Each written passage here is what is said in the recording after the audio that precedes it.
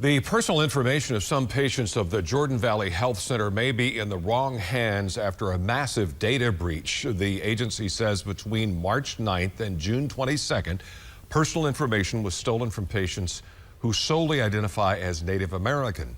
The leaked information includes the patient's name, address, email, birth date, and race. In a statement, Jordan Valley said, quote, "We deeply regret this has happened and have further limited access to information without a business need to prevent it from recurring."